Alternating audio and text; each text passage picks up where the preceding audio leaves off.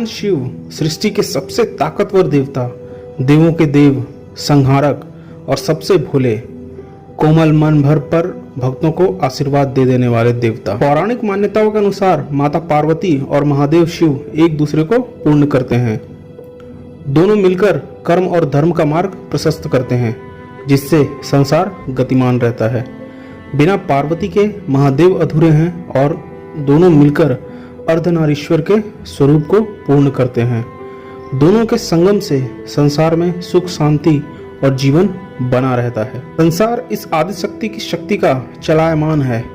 माता पार्वती इसी कारण भौतिकी, योगिकी और शक्ति का स्वरूप है, जो संसार को गतिमान और समृद्ध बनाती हैं। एक बार इस आदिशक्ति के बीच एक वैचारिक मतभेद ने जगह बनानी शुरू कर दी। माता पार्वती अलग अलग रूपों में संसार की समृद्धि और जीवन की देखरेख का कार्य संभालती थी। महादेव ने माता पार्वती से कहा, हे देवी, आप इस सांसारिक मोह माया को त्याग दीजिए और इस माया से ऊपर उठकर आदिशक्ति के बृहत यौगिक स्वरूप का अनुभव कीजिए। महादेव के अनुसार ब्रह्मा जी ने ये पूरा संसार बनाया है, जो कि पदार्थ से बना है, जो भौतिकी है और एक मोह माया है। माता पार्वती महादेव का ही स्वरूप थी और उन्होंने अर्धनारीश्वर के दायित्व का ज्ञान महादेव को करवाने के लिए एक लीला रची। वो अचानक गायब हो गई और अपने साथ उन्होंने अपनी शक्ति को लोप कर लिया। माता पार्वती के अचानक गायब होते ही संसार में हाहाकार मच गया।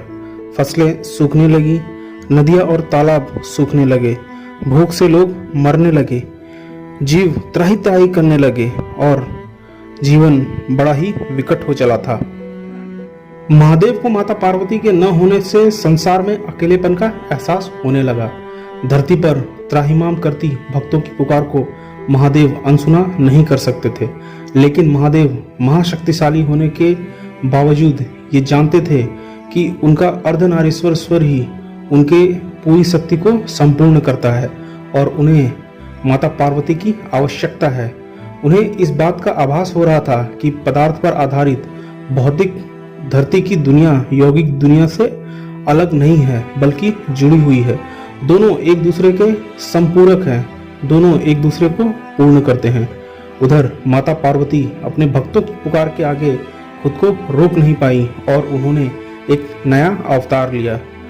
उनके एक हाथ में सोने का एक चम्मच था जिसमें हीरे जड़े थे, दूसरे हाथ में सोने का एक बड़ा बर्तन।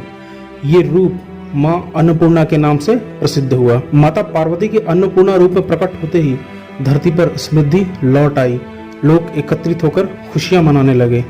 पौराणिक मान्यताओं के अनुसार कुछ लोग मानते हैं कि पहली बार माँ अन्नपूर्णा काशी में प्रकट हुई थी, गंगा नदी के किनारे। वहाँ उन्होंने लोगों को खिलाने के लिए एक बड़ी व्यवस्था की थी और वो लोगों को भूख मिटाने के लिए खाना बांटती थी। कहते हैं महादेव खुद एक भिक्षु के रूप में वहां प्रकट हुए और मां अन्नपूर्णा के सामने प्रकट होकर उन्होंने उनसे भोजन मांगा और जो मां अन्नपूर्णा ने पूर्ण किया। जीवन चक्र हमेशा चलता रहता है और इस जीवन चक्र को चलाने में आदिशक्ति की महत्वपूर्ण भूमिका है।